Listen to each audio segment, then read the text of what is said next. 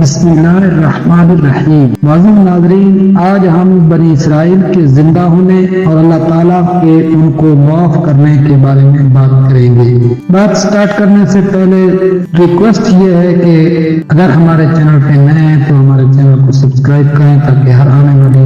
نئی ویڈیو آپ تک پہنچتی رہے۔ تو جلدی سے بات سٹارٹ کرتے ہیں۔ معزز ناظرین، حضرت موسیٰ علیہ السلام کی تضرعزاری بارگاہ الہی میں قبولیت حاصل کر گئی اور ان لوگوں کو معاف کر دیا گیا اور دوبارہ زندہ کر دیا گیا، جیسا کہ ارشاد باری تعالیٰ ہے، ثم بعثناکم من بعد موتکم لعلکم تشکرون، پھر زندہ کیا ہم نے تم کو تمہارے مرنے کے بعد تاکہ تم شکر ادا کرو۔ قرآن پاک نے حیات بعد الموت کا عام قانون تو یہ بتایا ہے کہ اس دنیاوی موت کے بعد عالم آخرت ہی کے لیے دوبارہ زندگی ملے گی، لیکن قانون خاص یہ ہے کہ کبھی کبھی حکمت اور مصلحت کے پیش نظر اللہ پاک اس دنیا میں بھی مردے کو زندگی بخش دیتا ہے، اور انبیاء علیہ الصلوۃ والسلام کی موجودہ زندگی میں خود قرآنی شہادت کے مطابق اس حقیقت کا متعدد بار ظہور ہو چکا ہے۔ سورۃ بقرہ کی اس آیت میں بھی قرآن عزیز نے بنی اسرائیل کے نمائندوں کی موت اور ہلاکت کے بعد ان کی جی اٹھنے کو ذکر کیا ہے، لعلکم تشکرون کہہ کر اس واقعہ کو اصل حقیقت کو اور زیادہ واضح کر دیا ہے کہ بلا شبہ یہ صورت پیش آئی کہ ان کے نامعقول اور گستاخانہ اثر پر رجفہ کے عذاب نے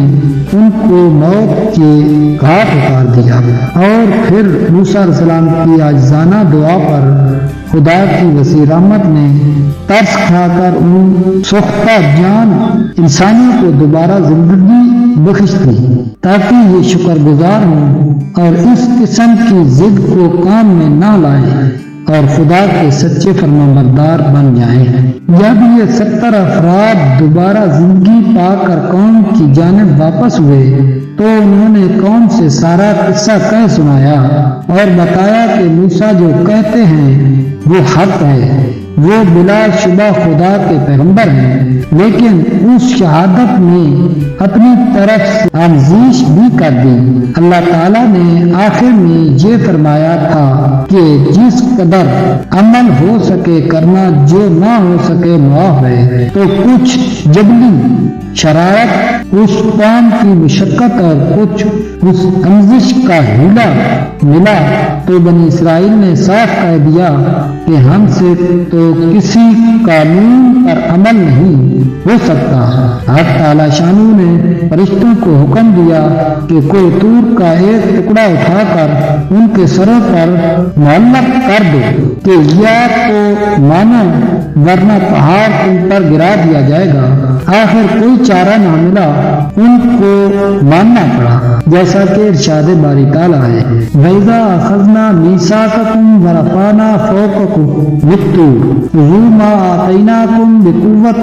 وَاذْكُرُوا مَا فِيهِ لَعَلَّكُمْ تَتَّقُونَ، اور جب لیا ہم نے تم سے اقرار اور بلند کیا تم پر پہاڑ طور کو کہ پکڑو جو کتاب ہم نے تم کو دی مضبوطی سے اور یاد رکھو جو اس میں ہے تاکہ تم ڈرو۔ ابن کثیر میں ہے کہ جب انہوں نے دیکھ لیا کہ پہاڑ گرنا چاہتا ہے تو فوراً سجدے میں بائیں رخ گر پڑے اور سیدھی آنکھ سے پہاڑ کو دیکھ رہے تھے کہ گر تو نہیں رہا۔ یہی وجہ کہ آج تک